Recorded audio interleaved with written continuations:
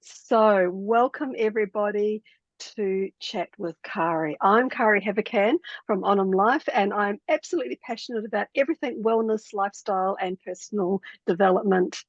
And I today have three lovely ladies who have joined us all the way from Emma in London to Kim in Melbourne to Rhonda in Newcastle, sort of close to where I am.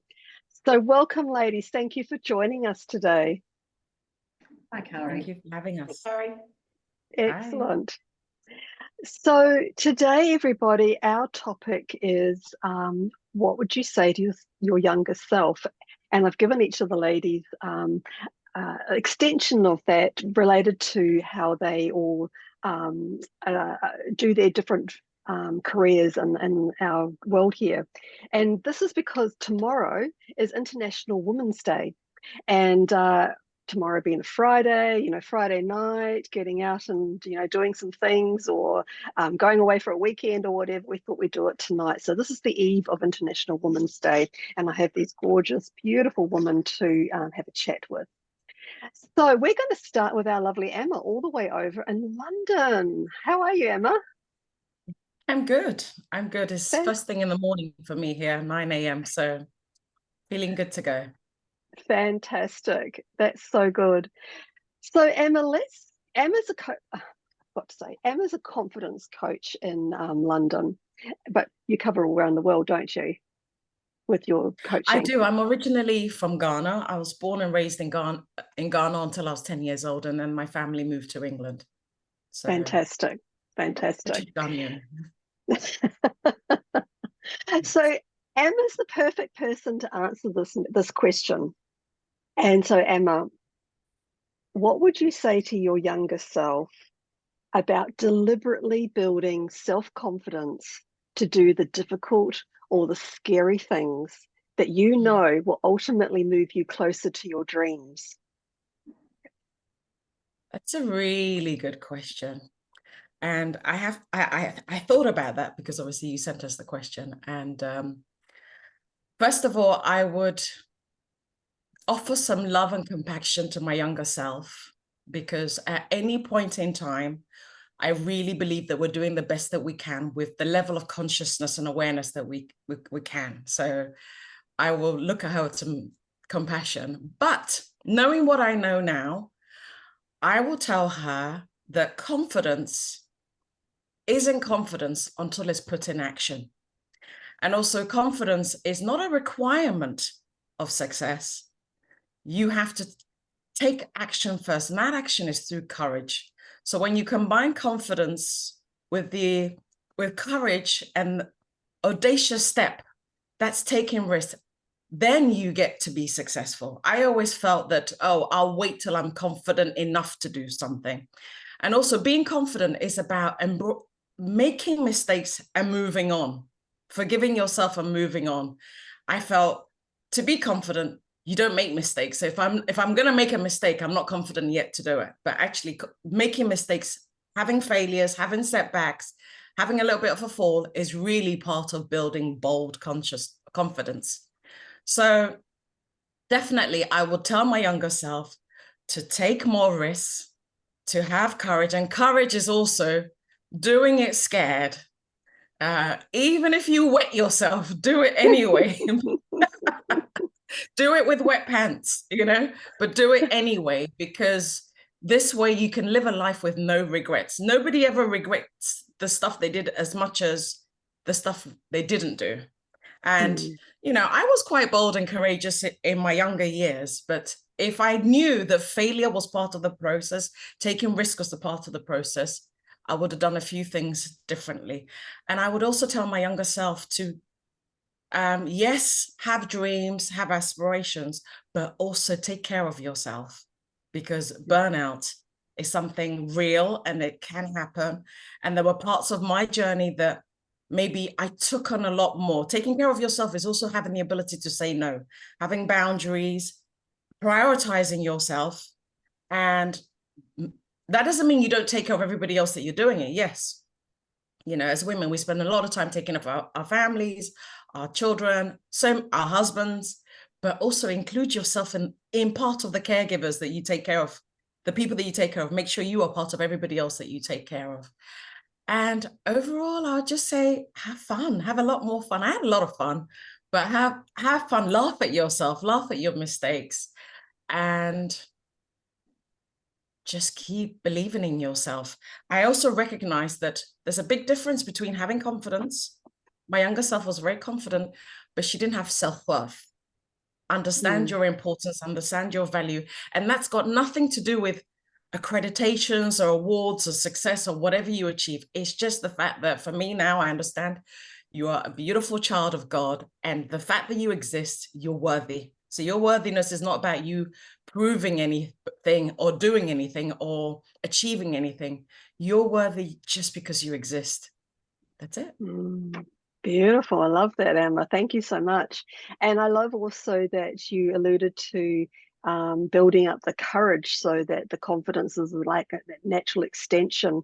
And also to bring in the fun, because I mean, I think sometimes when we're looking at life in general, and we're achieving and aiming for something quite important for us, whether it's a new position in a company that we're working for, or our own business, or whatever it might be, we tend to sort of get so driven by that goal that we forget everything else. So yeah, having fun as well. That's fantastic. Excellent. Absolutely. Yeah. Fantastic. It's all about building memories, right? And making an impact on ourselves and the people we come in contact with. So I would focus on that as well. Awesome. That's so great. Thank you for sharing that. Thank you. Okay, let's move, and then we can finish up with a bit of a discussion about anything that stood out to anybody once we've come out. So Emma, let's move on to Kim now, down in Melbourne. And Kim is a health and wellbeing coach for women who are over 40, which is probably all of us here. Just a little over 40. Just a little bit. And because Kim is into the health and well-being, and she's very much into nutrition. I've just completed an amazing 7-day challenge, healthy habits challenge with her, and she's going to put details about that in the comments later. Actually, all the ladies are going to put their details of how to contact them in the comments after, and any programs they might have coming up that you might like to do with them. And so Kim, because of her passion with nutrition and all those things, what would you say to your younger self about the value of good nutrition to maintain your energy levels, bearing in mind everything that Emma's just said and all the driving energy you're going to need to get to your goals? Yeah, look, first off, is that noise too noisy? Because my next door neighbor has a boat outside and he's revving it, and I'm like, oh, I hope it's not too loud. So I can't hear anything. Okay, that's good. Yeah. I can hear it. Look, I totally resonate with what you said about having courage to build your confidence. Like that to me, before we jump into mine, sorry, Carrie. But yeah, that really stood out to me, because that was like really important for me, particularly if we're thinking of our younger self, is that courage to do different things and to, you know, speak up and look after yourself. So I totally resonate with all of that. So anyway, jumping back to nutrition for my younger self. Look, when I was younger, I was more concerned about what was the number on the scale, as opposed to what I was nourishing my body with or what was making me feel good. I was just solely focused on that number. And then when that number would grow, I'd look for something else that was going to shift it. So I was constantly driving, looking for something that was going to fix that scale, that number on the scale. Whereas what I really should have been doing, what I know now, is that there's more to it than what a number is. That number doesn't really mean anything. It just kind of is the pressure that you're putting on this measuring device. You know, like your health and well-being is so much more than just that number. And with nutrition, if I could tell my younger self, would be just focus on eating real food. You know, it doesn't have to have a label. It doesn't have to be, a certain style of food, but just eat real food that has minimal ingredients, that is as natural as possible, because they're the foods that are going to energize you to do the hard things, to have the courage, to stand up, to speak for yourself, to get your mindset clear as well, because all those packaged foods and all of that sort of stuff is just really filling our minds and our bodies full of like chemicals, and we can't think well, and we're lacking energy, and then or we're counting calories and eating far too low calories, which again makes us exhausted, makes us tired, doesn't work so well for our bodies long term. Initially, yeah, we see the results, but we can't maintain that. So I would just say really focus on what food nourishes your body, what's making you feel good, what's fueling your body, rather than thinking about what that number is on the scale. I just think that's really, really important. And as a woman over, let's say over 40, we're just going to put that line there. As a woman over 40, we've tried so many different diets and so many different things that, when I'm working with my clients, we've got to kind of pull out all of that old sort of programming and those old beliefs around, oh, if I eat fat, it's going to make me fat, or, oh, I can't eat that because it's bad food. But just really understanding that food is just food, and we just want to look for the most nourishing food that's going to help us feel our best, and not labeling it good or bad. It's more about, does that food align with my health goals? As you know what I mean? Like just really getting clear on what is it that you want to achieve, what food is going to help you to achieve those goals. Yeah, that's so important, isn't it, Kim? Because we are a culture. I mean, I was thinking about this before, and I was thinking, oh, I think it was in the 70s. That's showing my age a bit. where I can remember my mum, she was exhausted after a day's work and coming home to cook and whatever else she was going to be doing, in the evening. And I can remember that as different fast food giants sort of came into our world, it was easy for her just to stop off and collect something, and invariably, obviously, you've got all the preservatives and the fried food and nothing really fresh or anything, but it was easy. Yes. And so we do tend to get into that easy, quick. And so I can remember my sisters back in the day treating their boyfriends, or the ones they were wanting to impress, with TV dinners and pretending that they had cooked it.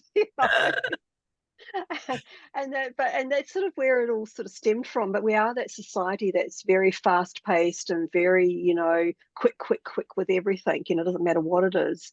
And food in particular, I think, we've forgotten how to nourish ourselves with good, nutrition and food that actually has fiber and protein and, everything that we need in it already, that we don't need to, go down the path of preservatives and so forth. So for people who have actually been struggling with,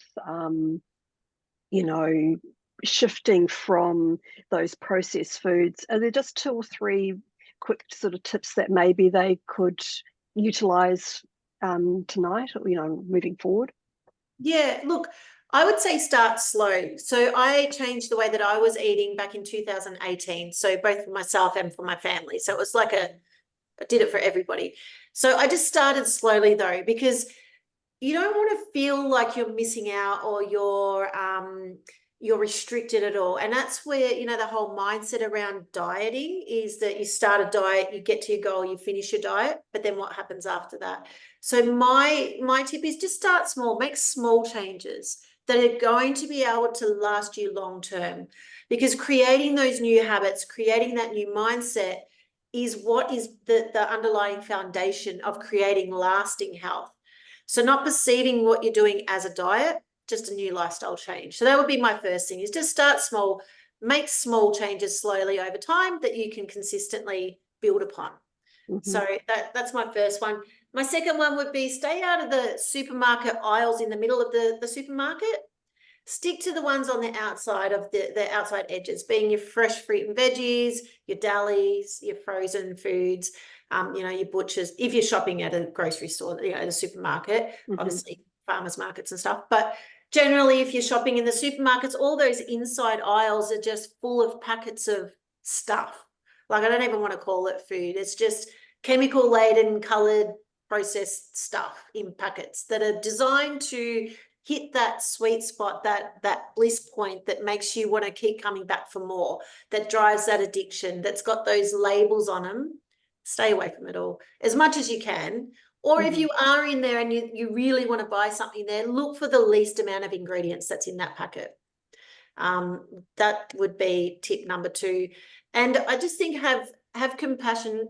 Again, having compassion for yourself and understanding you only know what you know, and doing the best that you possibly can. So, doing the best that you can to find the healthiest options. And, some days you're going to slip up, and that's okay, because progress doesn't mean perfection. Progress means you're just moving forward one step at a time, making a better choice in that moment. Okay, it may not have been a great choice. Let's make a better choice next time. So just really giving yourself grace and compassion as you move towards that ultimate goal of, the health and well-being that you're after. That's great. Those tips are fabulous, and it kind of align with what you were saying, Emma, with the starting small, with taking those courageous steps and just starting, one step at a time and doing the best that you can. So yeah, that's fantastic. Thank you for sharing that with us, Kim, and we'll come back in a moment. So Rhonda's up here in Newcastle with me, and Rhonda is a marriage and funeral celebrant, and also a volunteer for loss and grief group, a support group. And I know that Rhonda has gone through a lot of loss over X amount of years. I'm not really sure how long it is. I can't remember. About 12 years.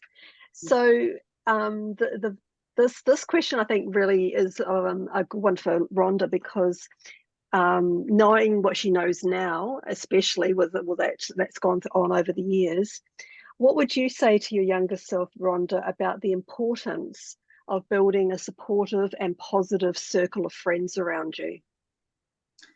Kari, I think we have to realise that friends come and go. People come into your life for a season, a reason, and sometimes a lifetime. And we also have to not think that we have to be with the in crowd. We need to be with that crowd that resonates with us, because we're never going to be happy in the in crowd if that's not who we are.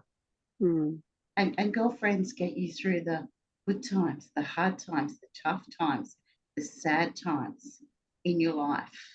My girlfriends have literally saved me since losing my husband and too many other people in my life. They have dragged me through it, sometimes kicking and screaming, but they've dragged me through it. And, girlfriends are there forever. Even if it's only that season that they're with you is short-lived, the impact of your life as a good friend makes so much difference. Yeah, perfect. And if say you're, like with what the girls have shown us already, we're going into elevating our courage and our nutrition because we're aiming for something quite big, in our lives. And then as a result, some of our friends may not necessarily want to go on the journey with us, or they're not able to go on the journey because of where they're at in their lives. And so we start to pick up new friends along the way as a result of that.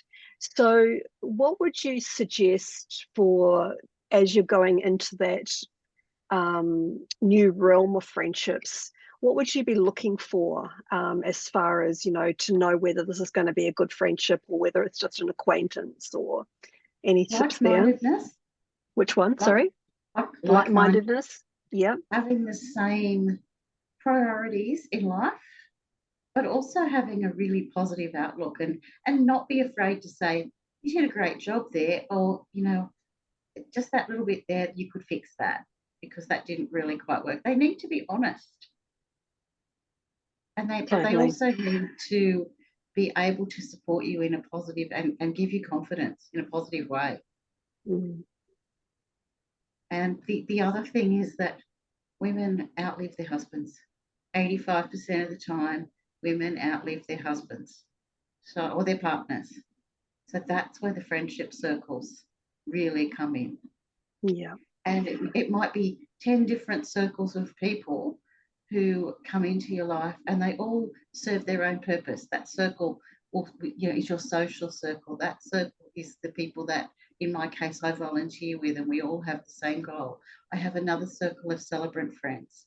I also have a circle of friends that I've known since I was 7 years old, Mm. and we're still friends. And one of them I had lunch with today.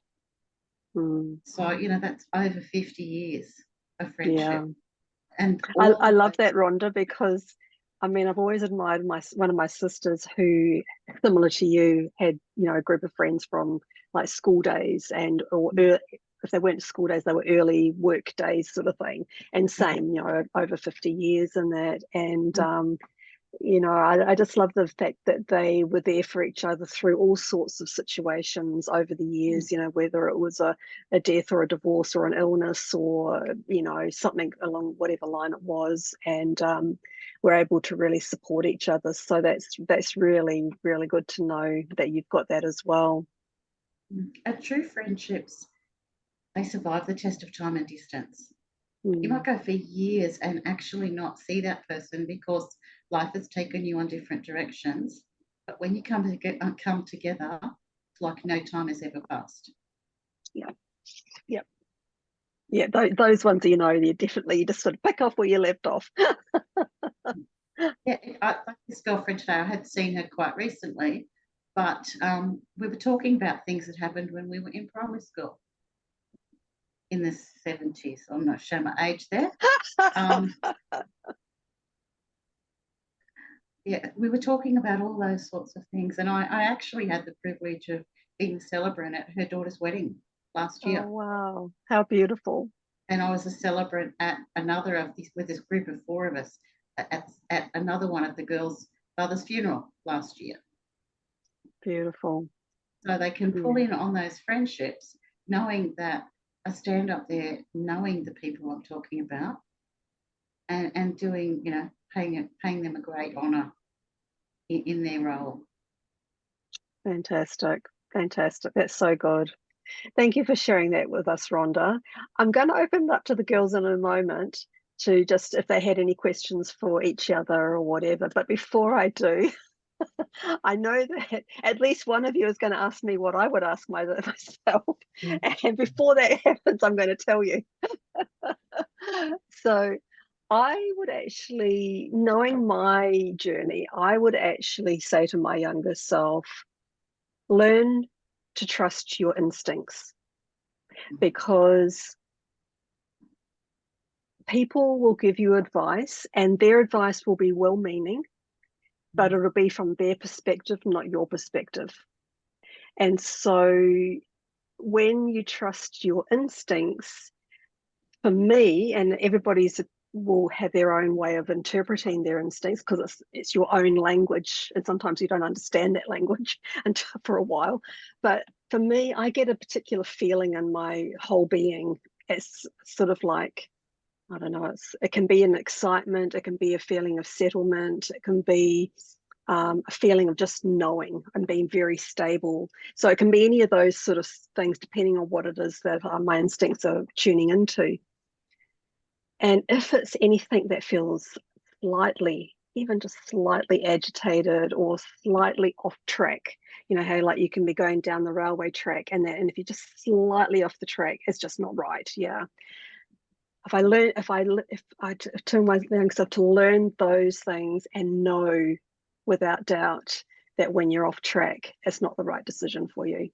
And, over the years, and I'm sure you guys have had the experience as well, where, you make a decision and you're not on track and you're not aligned, and you actually pay for that mistake in some form,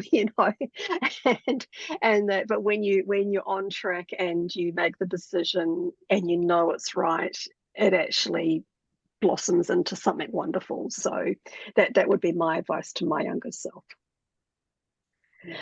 Beautiful, ladies. So would any of you like to ask each other anything about what you might have commented on tonight, to click extra clarification, or things that we might have not mentioned that need to be mentioned? I love this conversation, Carrie, and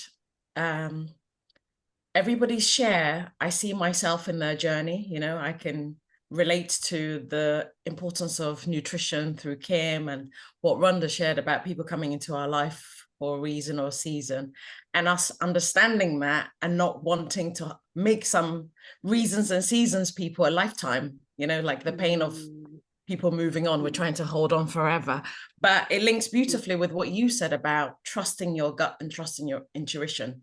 I think a lot of us have those whispers of the guidance, and I call it God whispers, but it's obeying it as well, because we get those intuitions, we get those whispers, but sometimes we don't obey it because we're trusting outside voices more than our inner voice. So it's to be able to turn up the volume in our inner voices and trust that, because that's the best one for you.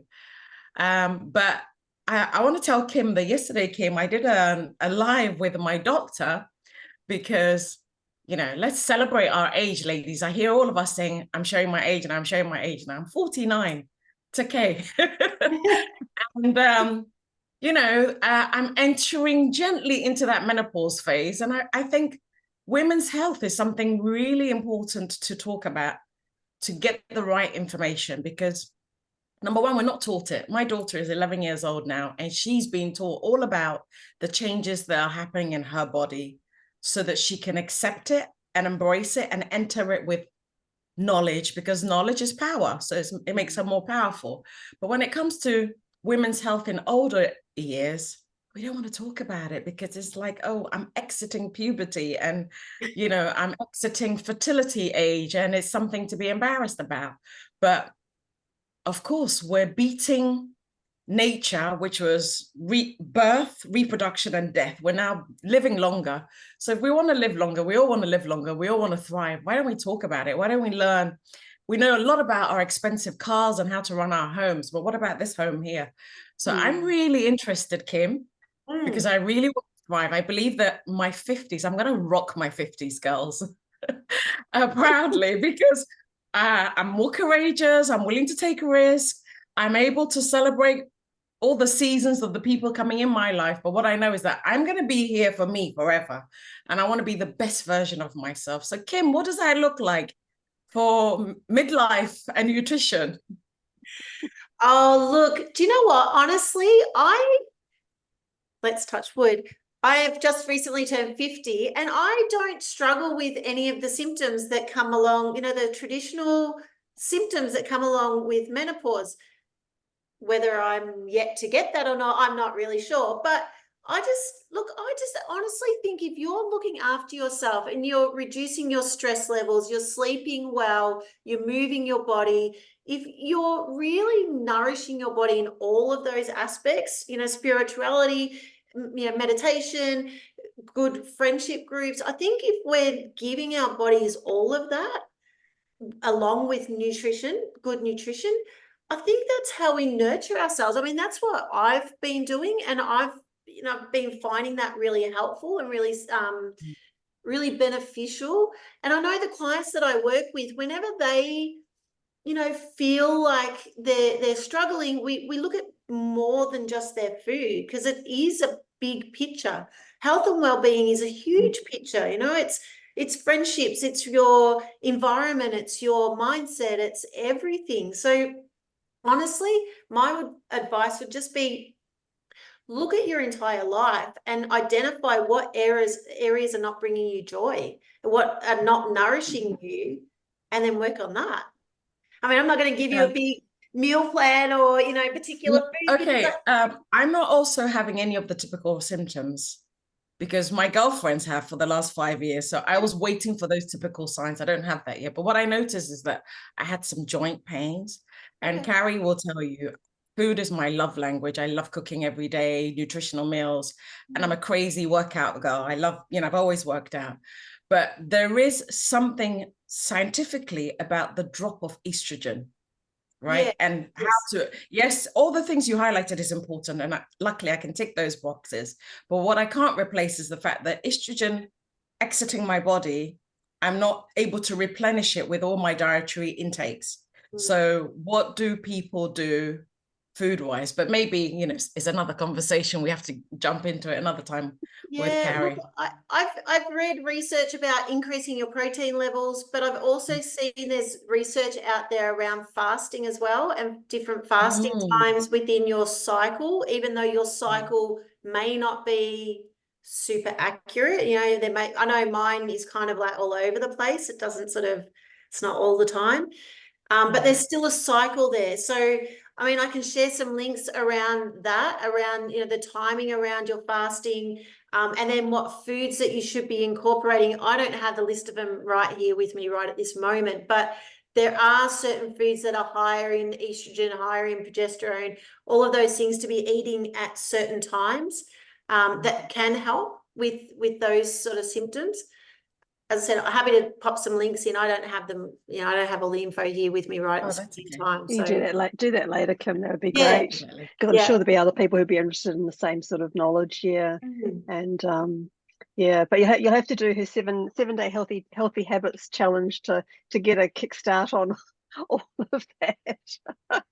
I tried my That's great. first water fast recently. I went 3 days with no food, and that was very, very challenging. But I enjoyed it also because of all the downloads that you get during that.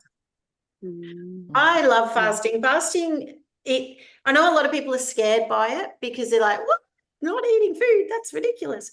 But I think depending on what food you've been eating prior to that, if you're loading up on lots of sugar and processed foods, you're going to struggle. It's good chance you're not going to be able to do, you know, 24 hours or 48 hours.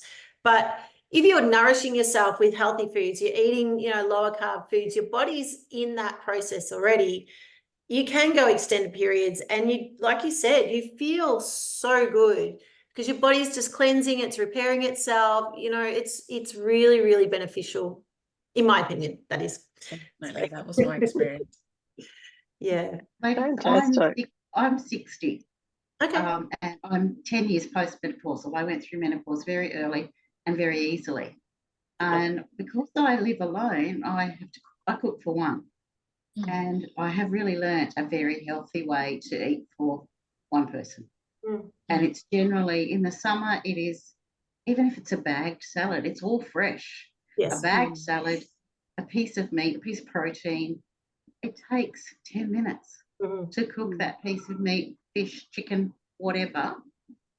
And I learnt very quickly how to eat healthily for one with real foods. I mean, that doesn't mean I don't order a pizza occasionally, because I do.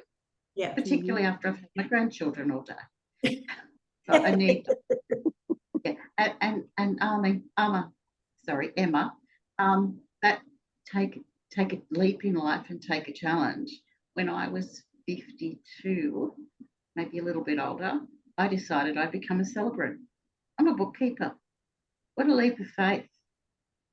And I just found that the world is exactly where I need to be and where I want to be. It fills my cup. And that's how I also got into the loss and grief support work. It fills my cup.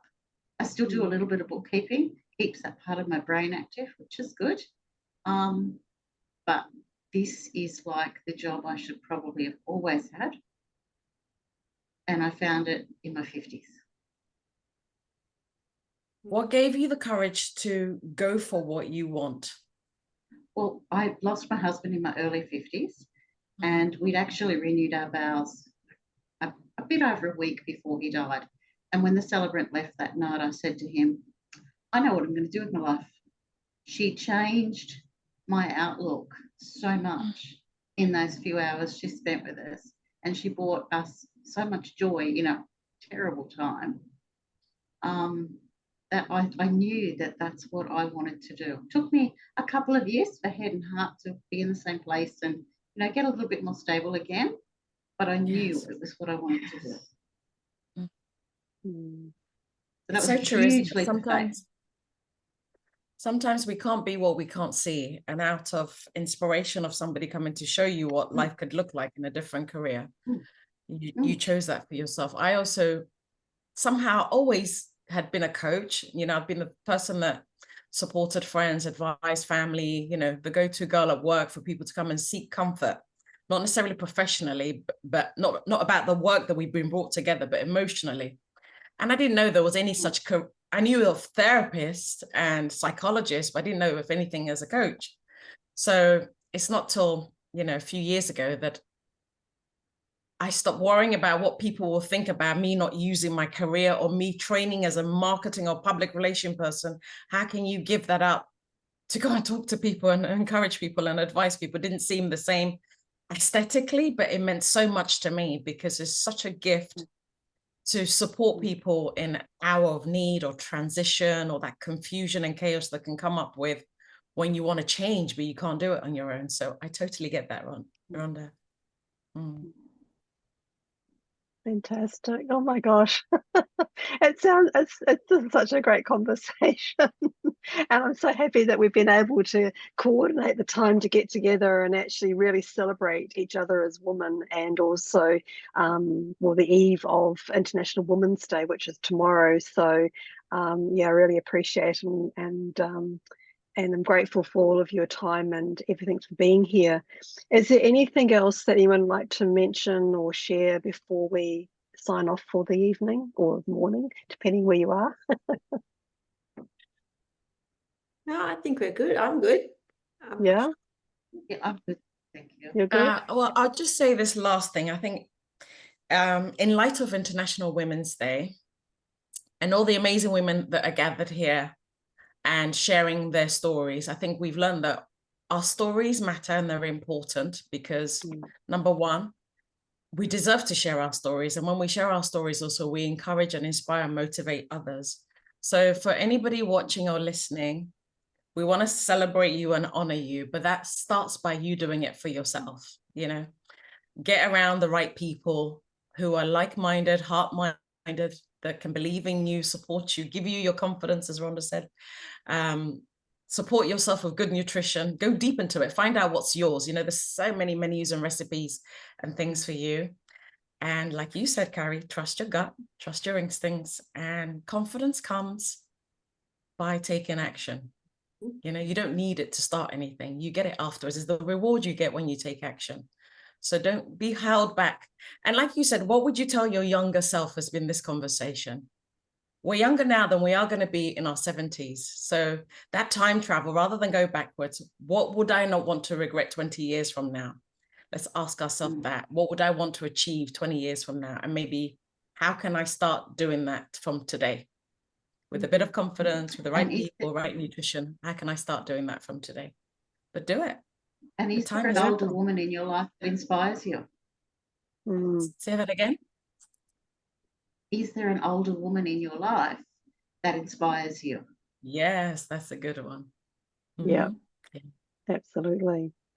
Fantastic. Well, that's a great summary of everything we've spoken about tonight, Emma. So thank you so much for that summary. That saved me a job. And thank you so much for everybody for joining us. If you've managed to be here live, I can see there's a couple of people who are on live. So thank you so much for joining us. And if you're watching the replay, thank you for watching our replay.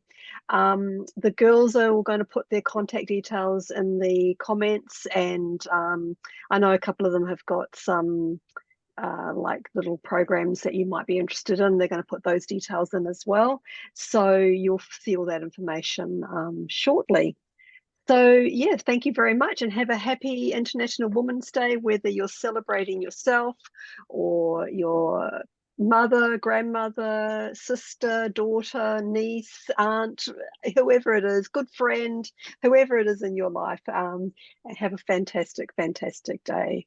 And we're going to sign off. So thank you, everybody. Bye for now.